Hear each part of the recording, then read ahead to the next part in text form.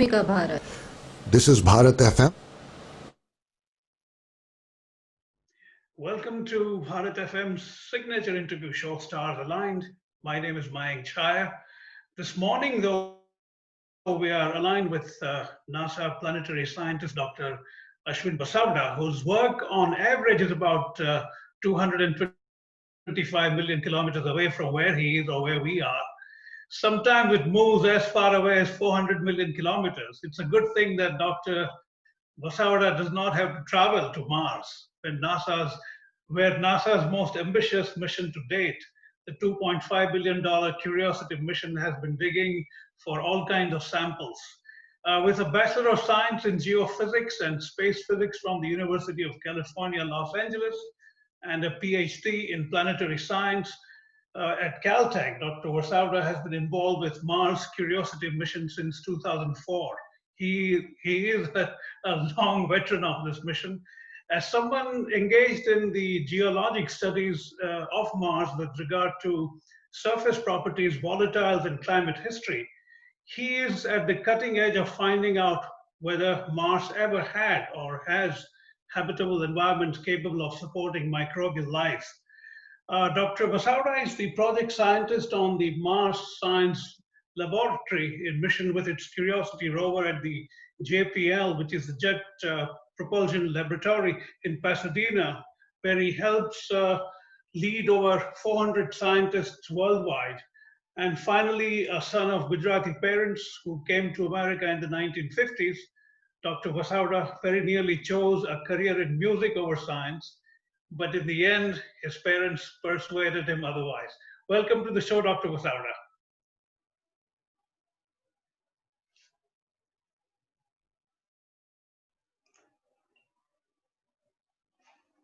Okay, perfect. Hold on. Okay, great to be here. Thank you for having me on the show.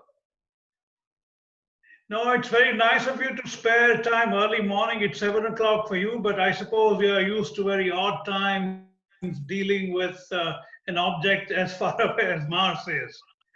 It's true. We especially early in the mission when we first landed, we used to operate in the middle of the night, and we still operate wide hours because our team is made up of people all around the world. And if there's a time lag because of my somewhat poor internet connectivity, excuse me, but you are also used to a 14-minute time lag one way, right? Yeah, that's right. much longer than the time lag on Zoom across the world. But that's right. Sometimes we have to wait, between 5 and 20 minutes, depending on where Mars and Earth is. It's that far by the speed of light. So even our closest, our neighbor planet, is quite far away. True.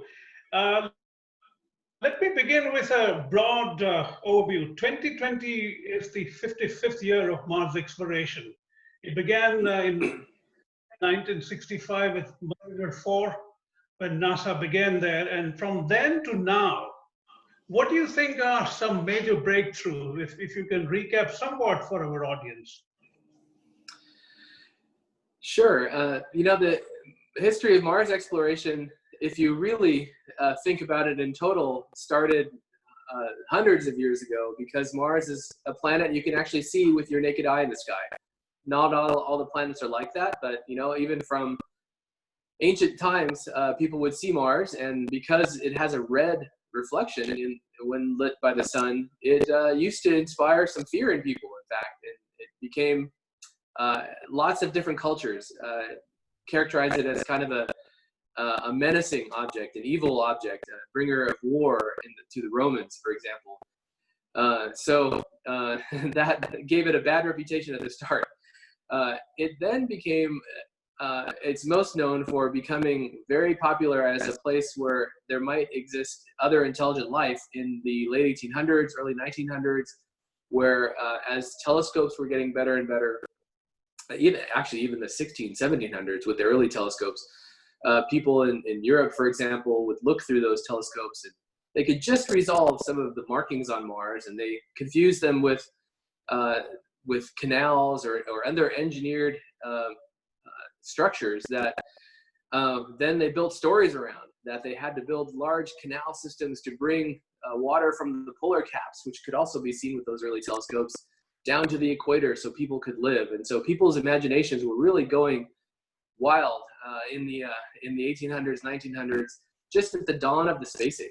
And even in the 1950s, there were some pretty legitimate scientific thinking that if not intelligent life, there might at least be photosynthesis on Mars, because the markings seem to darken and brighten with the Martian seasons.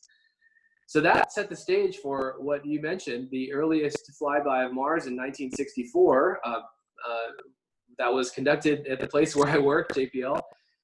And so you can imagine the excitement that was going on when humans would get their first look at this planet that could have anything from plant life to maybe even more intelligent life.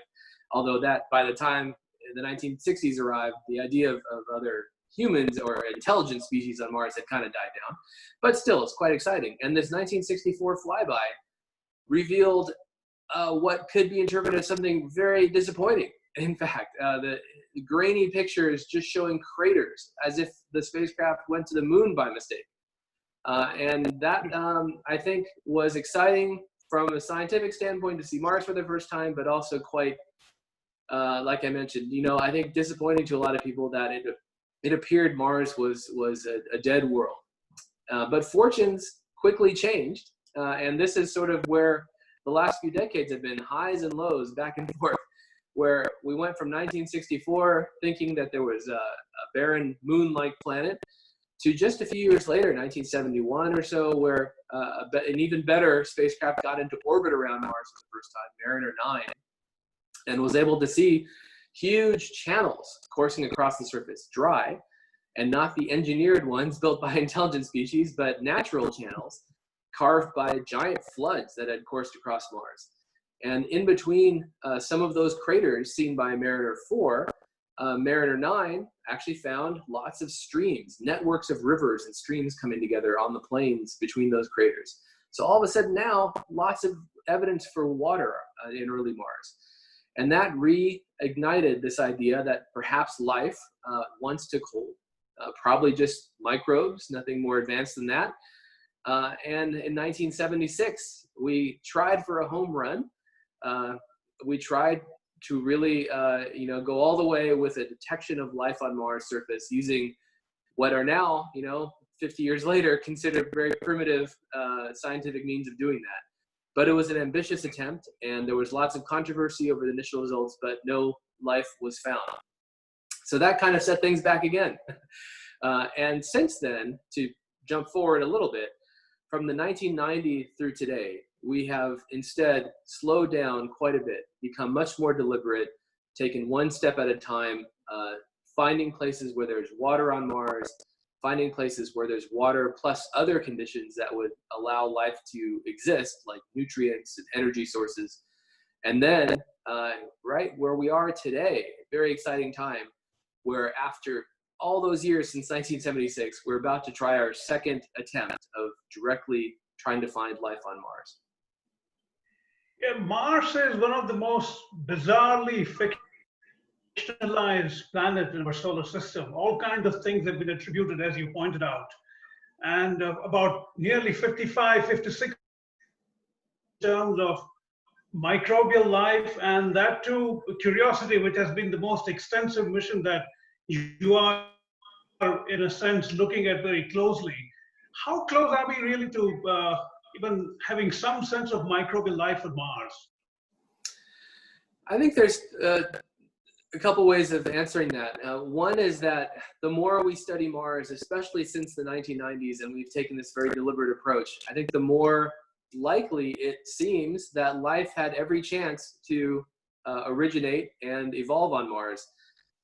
We can talk about this more in detail later if you'd like, but just very briefly, we've discovered that there was evidence of liquid water on Mars, and not just for a short amount of time like these giant floods, but actually millions of years in lakes, for example.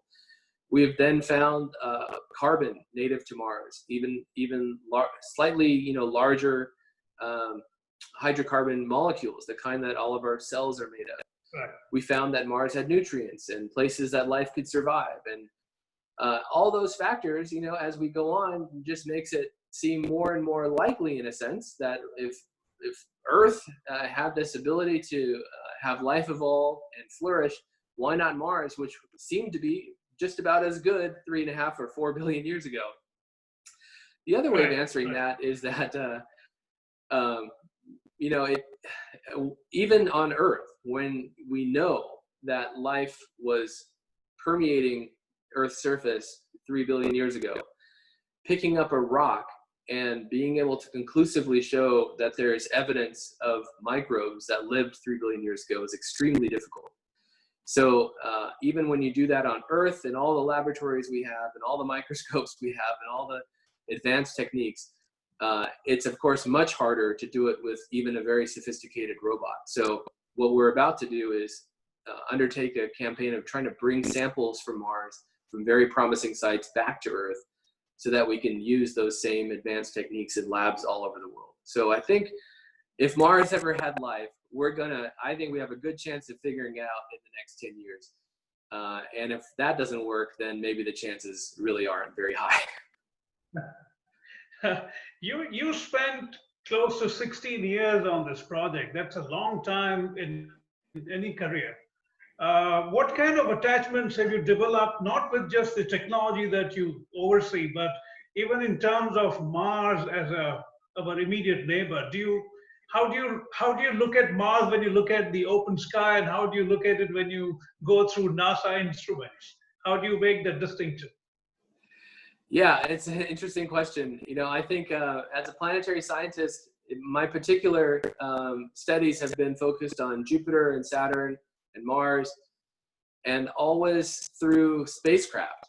I actually didn't grow up looking at planets through telescopes. I never really had that as a passion.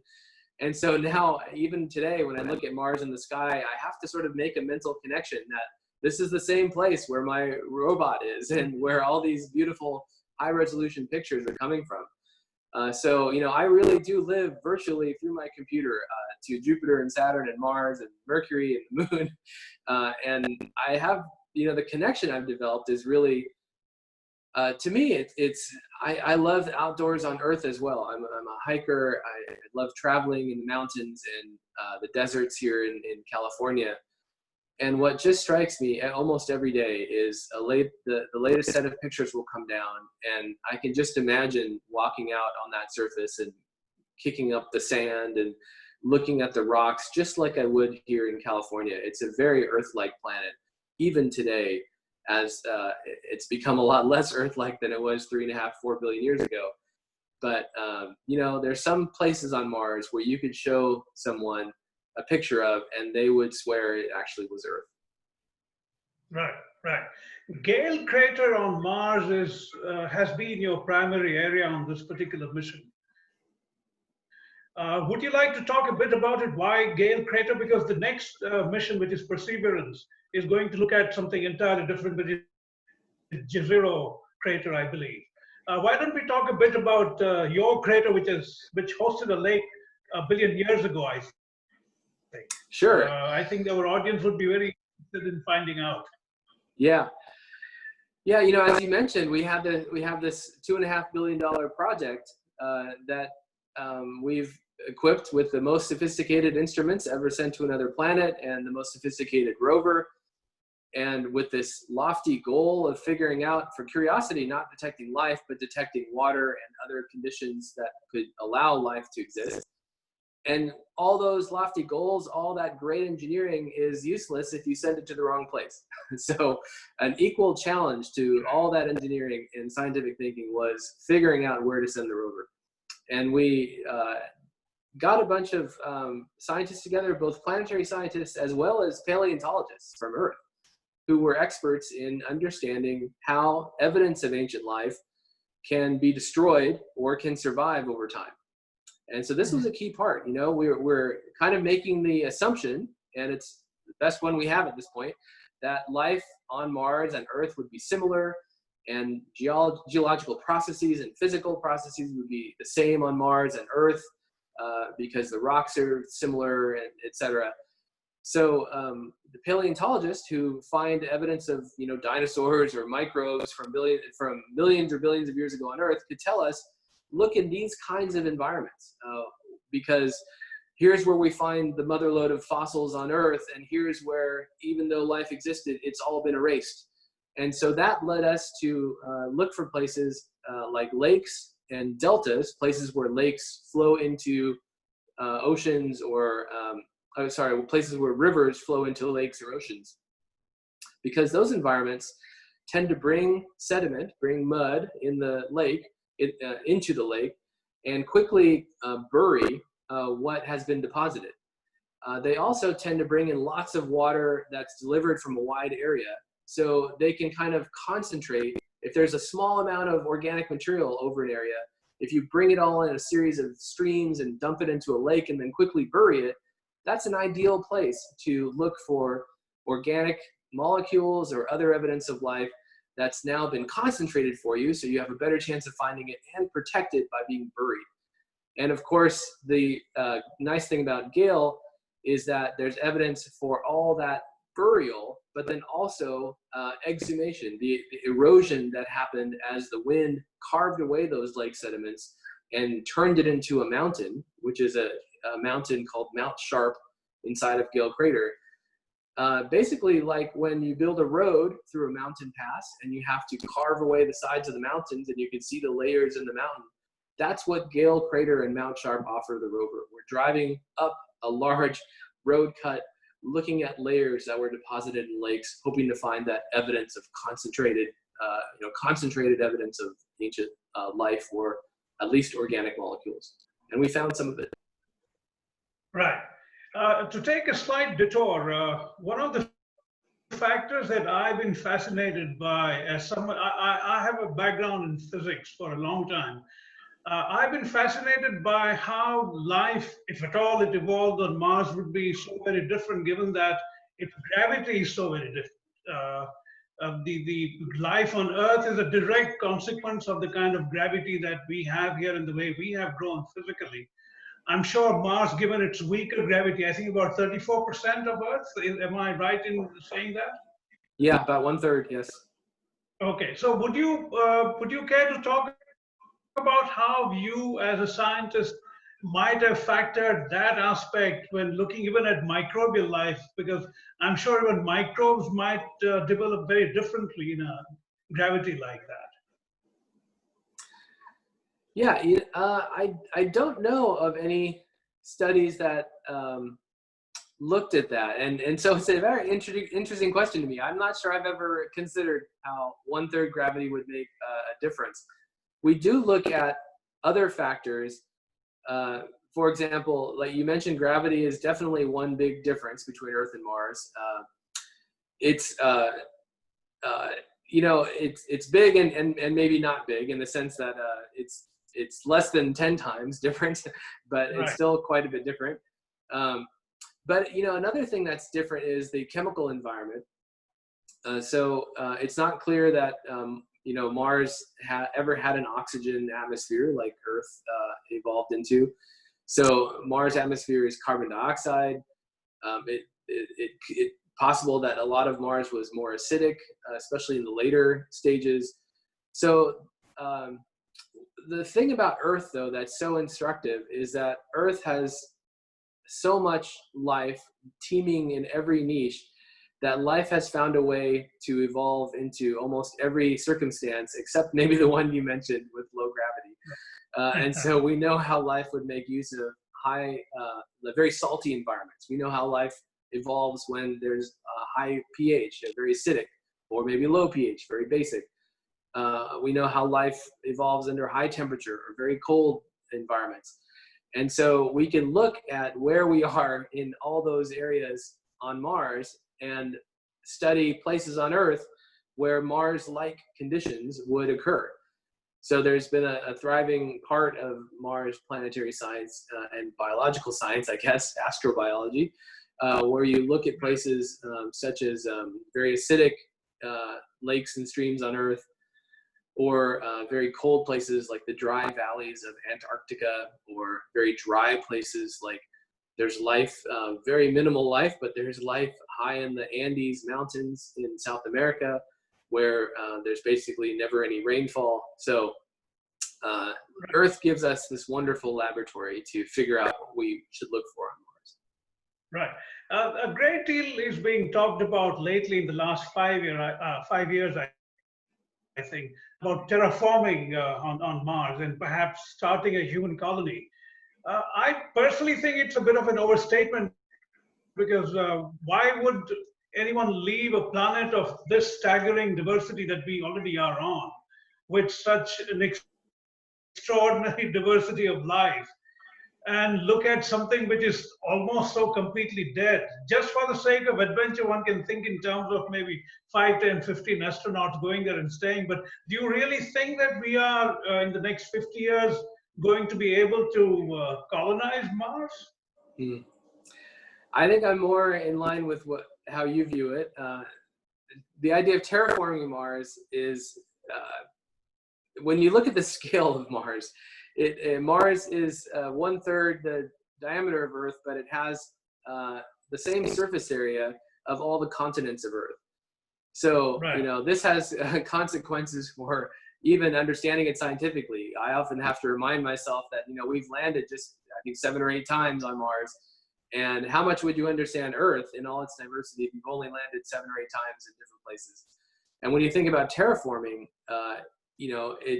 it's not just some small place. It's the size of all the continents on Earth, and it would be, by far the biggest engineering effort humans have ever undertaken, and I don't know how it's even possible.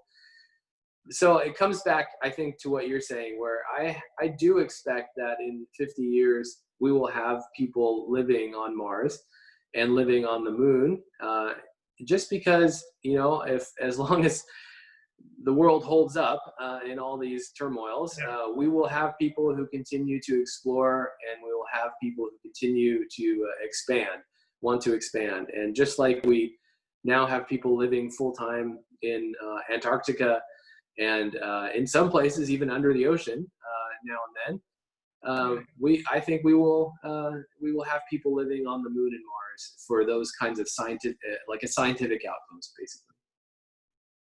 This August marks the 8th anniversary of your mission, Curiosity.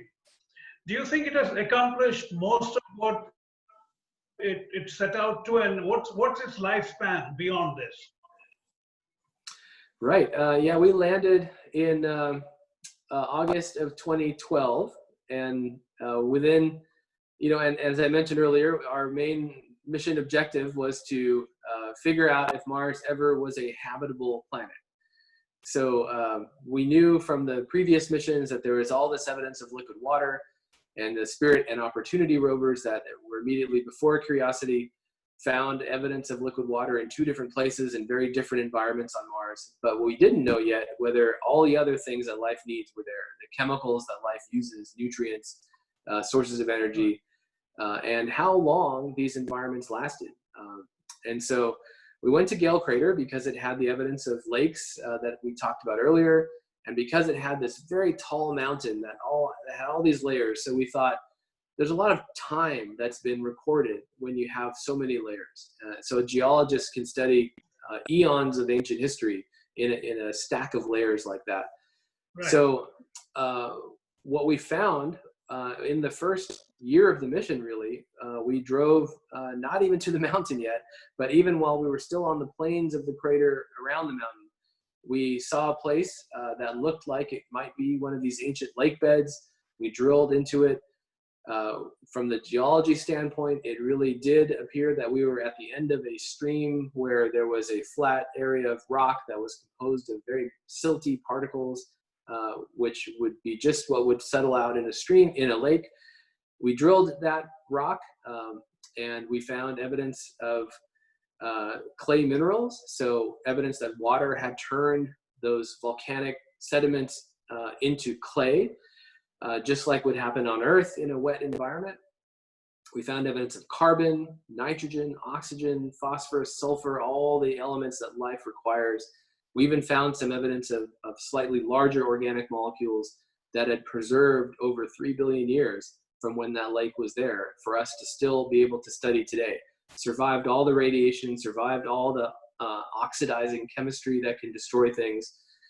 So that really, in that first year, accomplished what we set out to do. So it was very gratifying to find that site and spend a year there doing that, knowing that we accomplished everything we set out to do, and everything after that would just add to that success. And that's what's happened over the past 7 years, where we did reach the mountain 1 year later, and since then we've been climbing. And I think this part surprised us more than anything, which is that we were thinking that some of those layers on the mountain, on Mount Sharp, might be evidence of a lake. Some might be evidence of volcanism or time when the lakes disappeared and dried up. We've now climbed 400 meters on the mountain vertically. So we've gone 22 kilometers, but we've gone 400 meters vertically, which is the most geological strata that we've ever explored on another planet. And so far, that 400 meters is basically a continuous record of lakes on Mars. And when you look at how long it would take for lakes to lay down that 400 meter thick of strata, you're probably talking millions or tens of millions of years at least. So that's after we found the one site on the plains that was habitable, in the last 7 years, we've shown that those conditions which promoted life, if life ever existed, lasted for millions or tens of millions of years, which then, very importantly, tells you that biology had some time to work with. Evolution is very slow. And so now when you give Mars the conditions it needs to have life, and you give it 10 million years, it gets very exciting. Right. You're talking about 400 meters, which is about 1,200 feet Yes. of water lake. A water lake, right? Yes. Of today, it's 400 meters of what we call mudstone rock that's composed of sediment that settled out in lakes. But what we think is probably just thin lakes, just a few meters deep. But as more stream water comes in and the bottom gets higher and higher, the lake level just goes up and up. Right. That sets me up for your upcoming Perseverance mission. I believe it's set for between July 30th and August 15th. And it's going to specifically look for signs of ancient life and collect samples which will be returned to Earth for the first time in our space exploration history, I think. Why has it taken NASA that long to specifically look for life to the exclusion of everything else? I sort of two answers. One is why does it take so long? And it goes back to what we talked about at the beginning, where we tried in 1976 with what now seem very primitive instruments, super sophisticated at the time, but they weren't conclusive. They weren't the kind of experiments that would give you a definitive sense of discovering life, which is what you really need. You can't just be ambiguous. You have, and have other explanations for the data. And so it's taken us time to step back, and these are very expensive missions, so you can't do them that often. So then over now, 30 years of exploration from 1990s to the present, we've learned an enormous amount about Mars, which tells us where to send the missions, where those lakes are, where those deltas are. We've learned how to build instruments that are capable of finding more definitive evidence of water, nutrients, organics, even signs of life. And then we've, really determined that the only chance we have of really proving that to ourselves and meeting a scientific test is to bring those samples back, which is, of course, even a much bigger effort than even these $2 billion rovers. So that's why it's taken time. And why have we done this at the exclusion of a lot of other things? I think first, fortunately, that's really just about Mars. We have, in the meantime, sent amazing missions to Saturn, for example, and other places. But with Mars, we've focused on that to the exclusion of some very other interesting science. I think because the question is so important. If we were to discover life on Mars, it would be undoubtedly the kind of scientific result that comes across once every 100 years or 500 years or 1,000 years. It would be a monumental discovery to know that life exists somewhere in the universe besides Earth. So that's why we focus on it so highly. The landing site for Perseverance is Jezero Crater. I hope I'm pronouncing it right. What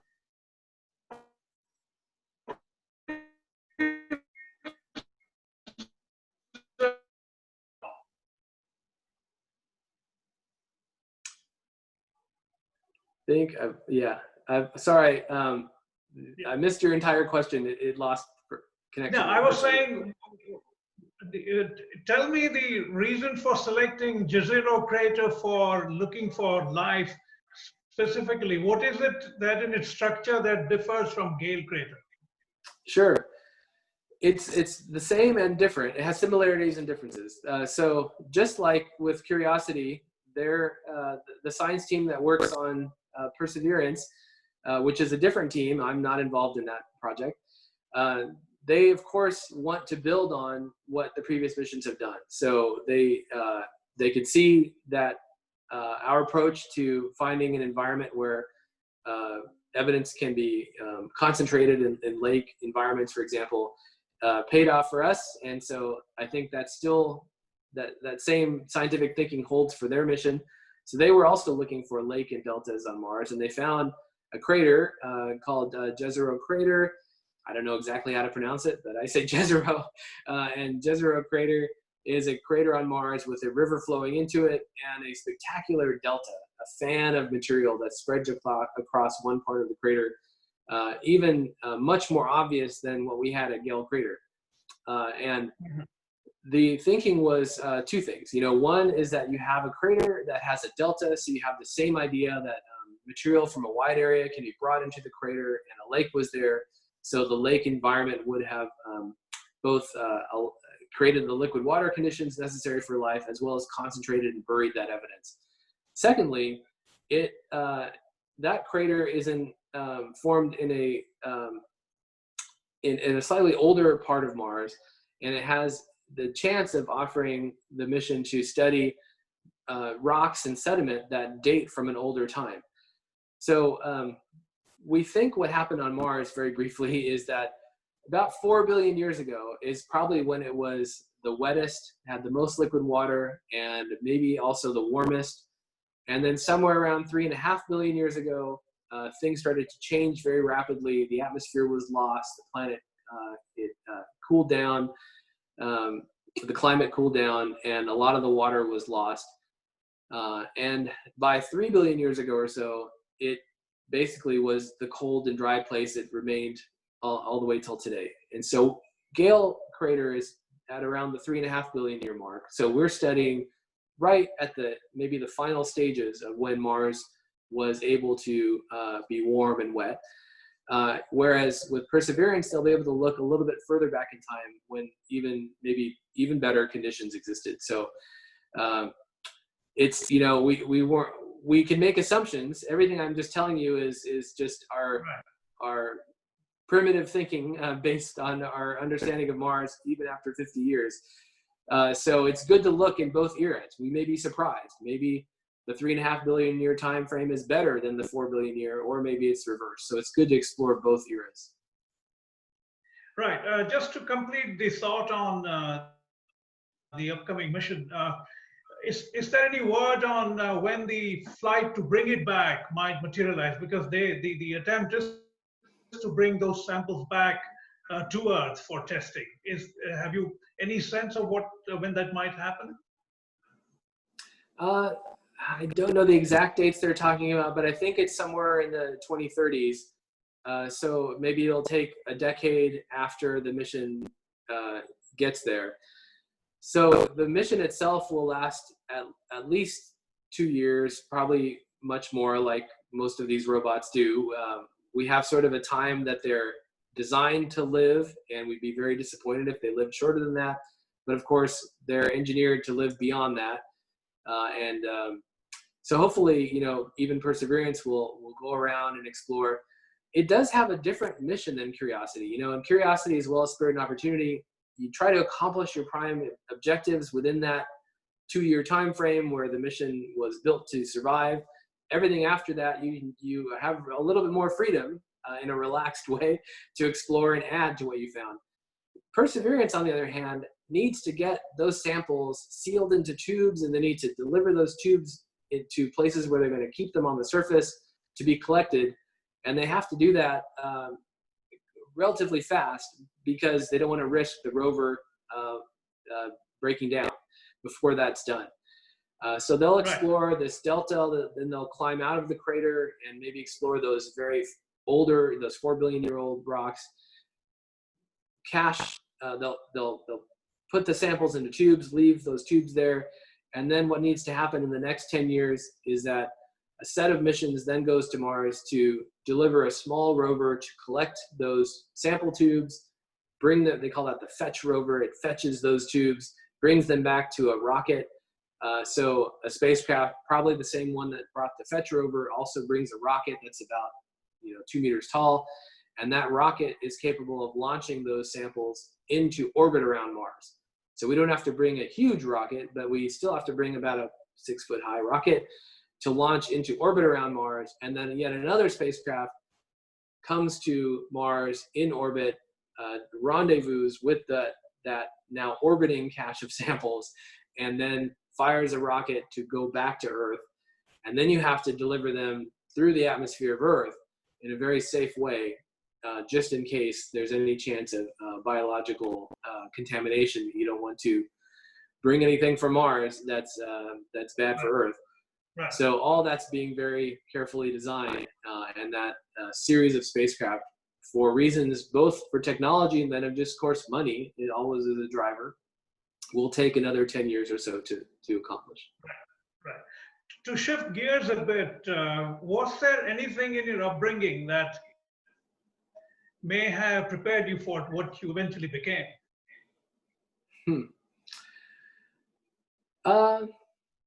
Good question. I don't, let's see, I think maybe two things.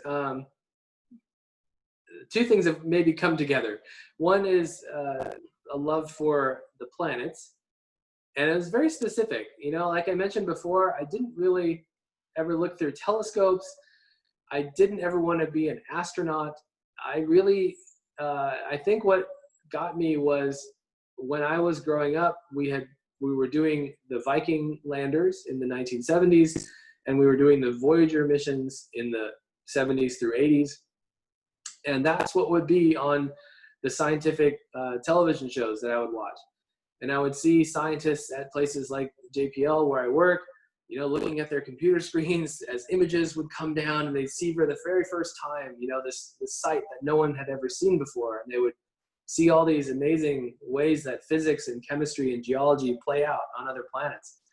And I think that's what inspired me both to be a scientist and to want to do that someday, to be the kind of scientist who works with these incredibly sophisticated spacecraft that we send out, far beyond where humans have ever gone.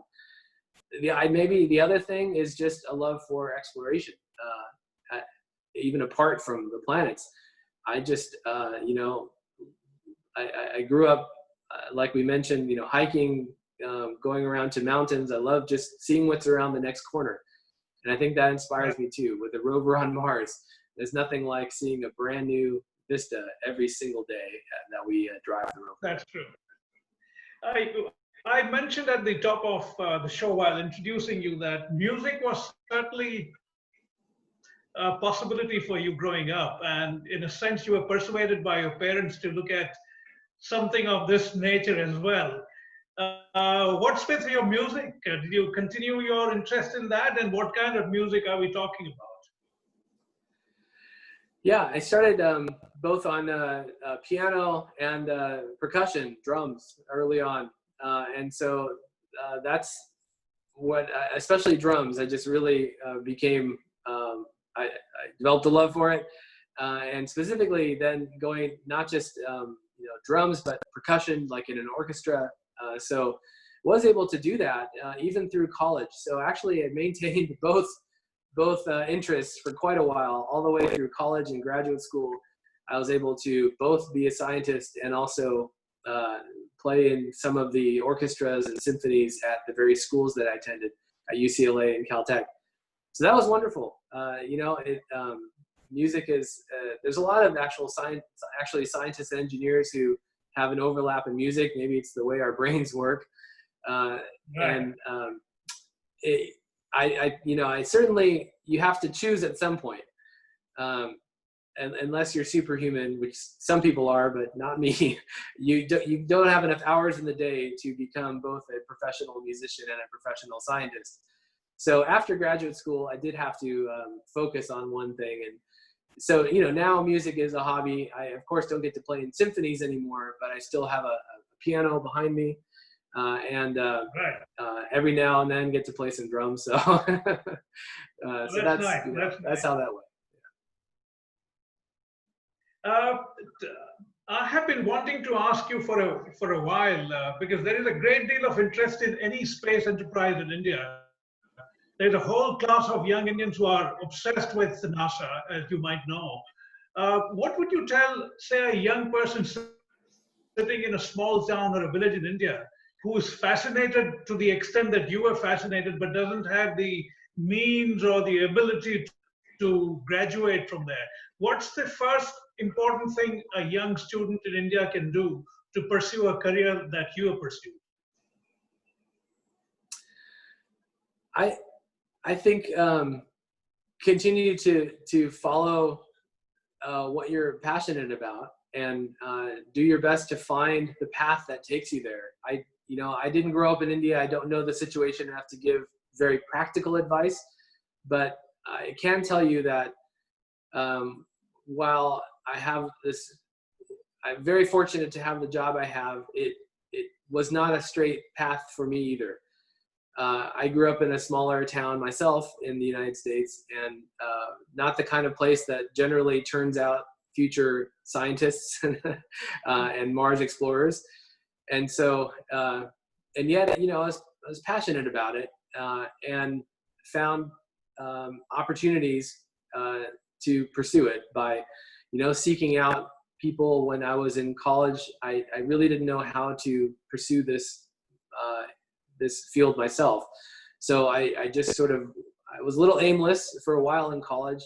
I was started as aerospace engineering, thinking that that's what these scientists did, but it turns out it was science and not engineering that I was interested in. So I switched to a physics major. While I was a physics major, I just happened to see a professor who actually did what I always wanted to do, a professor at UCLA who actually was involved in NASA spacecraft missions.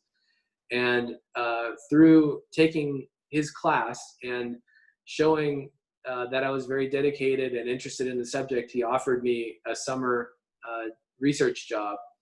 And that really is what led the rest of the way. So I see. It was very haphazard, and I think for anybody who's in India or anywhere else who's interested in pursuing that, there's a little bit of work you have to do to just feed your passion, learn everything you can about it, and then demonstrate that passion to those around you so that they see you and know that you're the kind of person that they want to be on their team. Right. 16 years is a long time to remain focused on a single enterprise.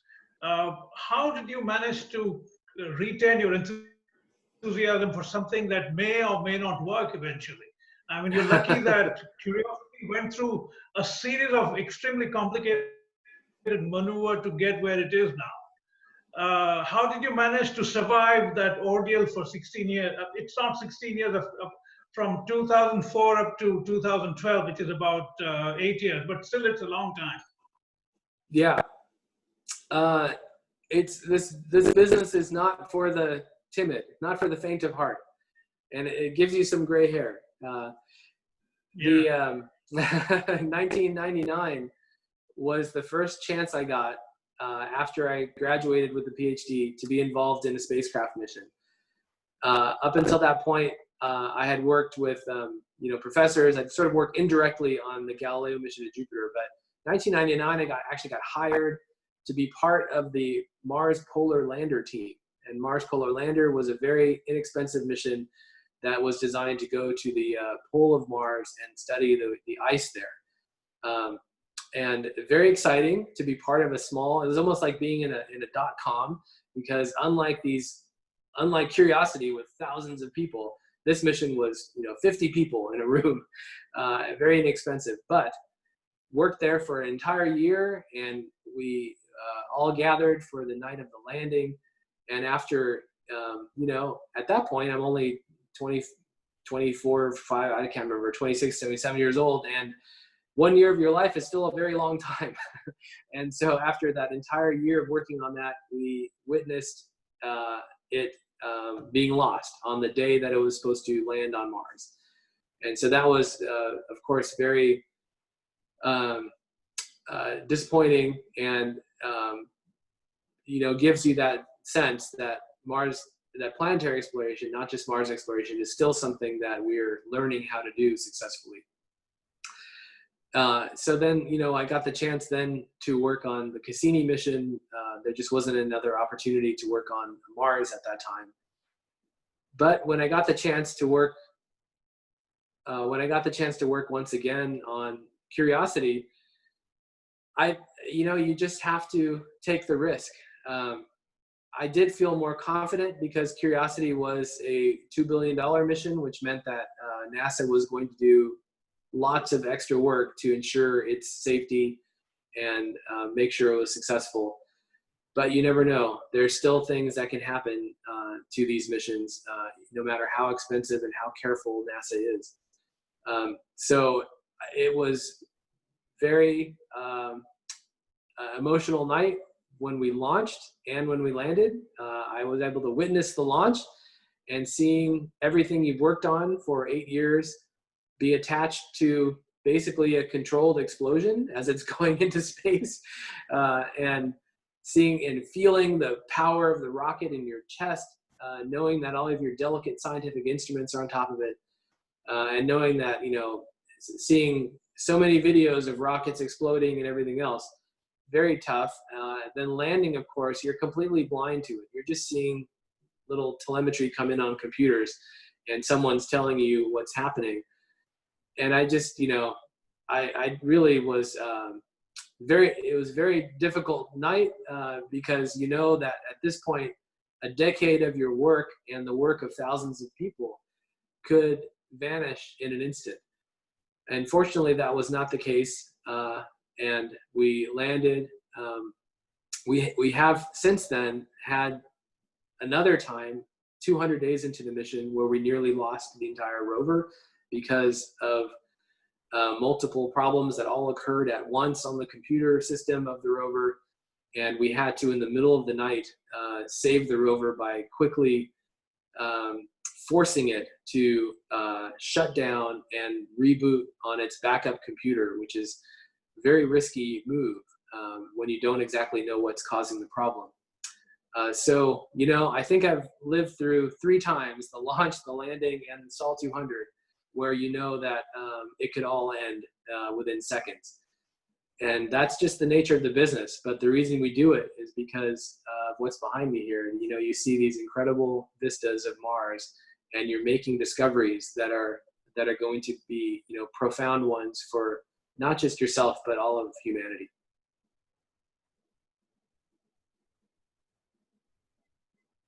I think, Mayank, you're muted.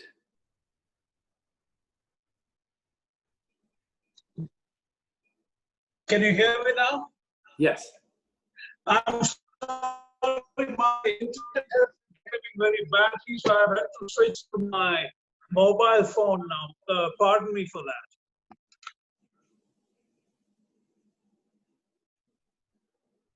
Can you hear me now? Yes, it's in and out, but I can hear you. Yeah, I'm sorry about that. This has been acting really weird today. I just have the last 2-3 questions, and then we wrap on this. One of the things that has fascinated me is in terms of contamination. When our craft land on Mars, how do we make sure that we do not carry any contamination and in the process get false positive? We do quite a number of things. One thing is that almost down to every part of Curiosity is built in a controlled environment, in a clean room. So down to the circuit boards and the screws and everything else, it's made, or at least highly cleaned before it's assembled. Then, we do things like assemble all the circuit boards and electronics in Curiosity and enclose them in a box inside the rover, and then make sure that the box has filters to the outside that wouldn't let anything out. We build the entire rover in a clean room. No one has ever touched the rover or any of its parts with their fingers. Everything is gloves and suits and everything else. So, and we take special care for things that actually, like the drill or the wheels that actually touch Mars. Those things are kept very clean. And then the instruments themselves, we have ways of making sure they're very clean, but also doing tests with controls. So for example, one of our laboratories, we have, we drill into rocks and we then see it. If we discover hydrocarbons, we need to make sure that the hydrocarbons we're seeing are not lubricants from the spacecraft. And so we can do that by, we have a sealed rock sample that we brought with us. We can drill that sealed rock sample, deliver it through all the same path to the instrument, and see if it also has those hydrocarbons. If it does, it probably means it was contamination. If it doesn't, then it means that came from Mars. So that's the way we try to avoid the false positives. What happens next once Curiosity winds down? I'm not sure about its lifespan, but as you said, these instruments have a way of going on much beyond what they are designed for. So what about you personally? Where do you go next after this? Yeah, well, Curiosity, what's wonderful about Mount Sharp, and one of the reasons we picked it, is that we're never going to climb the whole mountain. It's much too big. So as long as the rover lasts, we just keep climbing and discovering new things. Every time we climb, we get to a younger point in Mars history. The rover, we hope, will last at least another, will be productive at least another 4 or 5 years. It will probably last longer than that, but our power source, our nuclear power source, degrades to the point where after 4 or 5 years, it won't be very productive anymore. It could end at any time, unfortunately, just because something catastrophic could happen with the aging computer, etc. But we hope it'll last at least another 5-10 years. For me, when you get a chance to be part of something like Curiosity that only comes around every 10-15 years, it's hard to leave. I have, like you said, 16 years of my life invested in this. At this point, I think I probably understand the rover and science as well as anybody in the world, and it's hard for me to pick up and do something else and start all over again. So are you saying once Curiosity is done, you wrap at NASA? I'm sure you're a young man still. So. Yeah, I think I was mostly just remarking why, for example, I didn't jump over to the Perseverance mission. I had the opportunity to do that, and it was very exciting thought to leave Curiosity and join the next thing. And the difficult decision was I decided just that as exciting as Perseverance was, there was still work left to do with Curiosity, and I really wanted to get more of it done. Is it not possible to do both, or it's asking too much? It's possible to do both, but not in my capacity as the lead scientist these days. It's more than as you can imagine, more than a full-time job to keep this rover going and work with this 500-person team around the world who do the science. And I'm very glad to do that, but there's no time left in the day for anything else. I would like to conclude on a rather philosophical question, which I ask all physicists and scientists that I meet, especially those who deal with space exploration. Say for the sake of argument, we find indeed not just microbial life, but a little more complicated than that. don't you think it completely upends anthropocentric certitudes that we have had for thousands of years about our place in the universe? I mean, if there is life on Mars, we immediately become just also ran as any other life form anywhere else. And what it does to human mind, which has been trained to think that we are somehow very special. Yes, and it should. It completely should change our view of ourselves in the universe. I think what will be fascinating to me is that if we find life in our neighborhood, on Mars, on Europa, on Titan, it will be interesting to think, and one day I hope we can even answer, if that life was common somehow, if life started on Mars, but then spread to Earth and spread to Titan, or started on Titan and then spread to the inner solar system. So it could be that we retain some of that anthropocentric view, but it's more of a solar system centric view. Right. Whereas but maybe not, you know, but if we find life on another planet around another star, which we should, everything that we know about the universe and life suggests that there should be other life out there, then it definitely should change the way we view ourselves, and hopefully for the better. Well, that does it for me, Dr. Vasavada. You've been very generous with your time, very expeditious with your response. Ashish, are we in a position to continue, or we are done, right? We have like 4 minutes. So, Okay. Okay. yeah. Now, so in case because you've been patiently hearing this, if you have any curiosity questions or anything about the mission, please go ahead.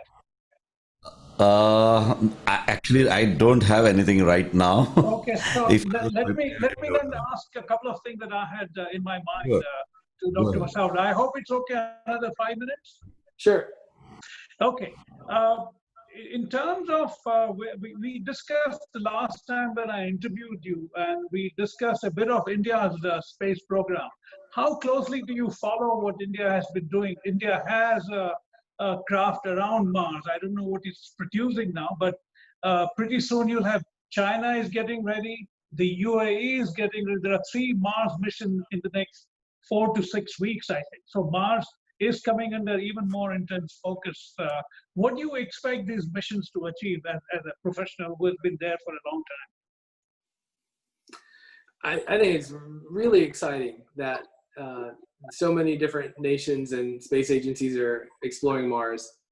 And with NASA, it took us a long time to get where we are today. There's a lot of success and failure, trial and error. There's a lot of learning about how to do the engineering that's required to get something to land successfully on Mars and then to survive. And then there's a lot of engineering expertise and scientific expertise to develop the kinds of instruments that can answer the big questions that we ask. We've answered the easy questions about Mars now. Unfortunately, the hard questions are left.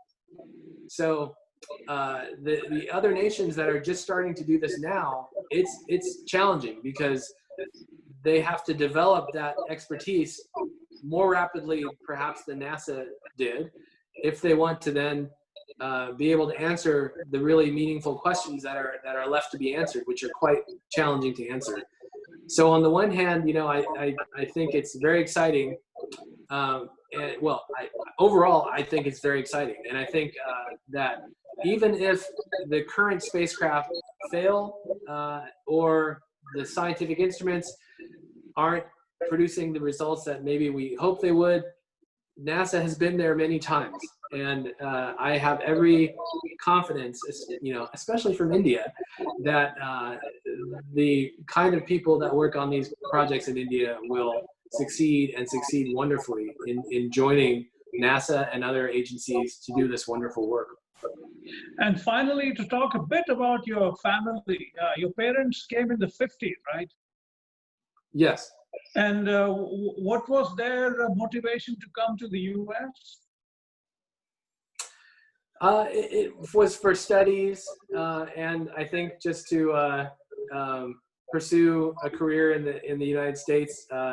Father's from a large family in Gujarat, and I think he was the one of the more ambitious ones in the family, and went to college first at IIT in India, and then came to Southern California, where I am now, to pursue a PhD. And he actually met my mother here in the States, so they actually met here, and ended up staying.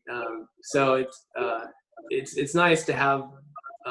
I'm very American myself, but of course still have a large family in India that I get to see every now and then. And of course this connection to Indians who are so enthusiastic with NASA is wonderful as well. And finally, do you speak the language? No, I don't, unfortunately. My parents don't both speak the language either, just my father, so I didn't grow up speaking it. Yeah. I see. No, this has been terrific. I'm really grateful for your time, and we will send you the video pretty soon. And this will keep playing again and again. It's our experience that people watch it a day, 2, 3, 4 days later and have things to say. So I'm glad you could find the time, and I'm sorry about the erratic nature of my connection. I hope it was okay with you.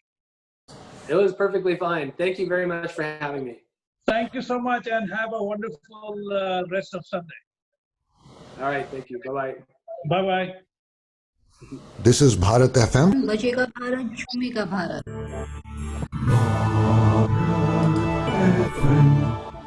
बजेगा Bharat झूमेगा Bharat This is Bharat FM.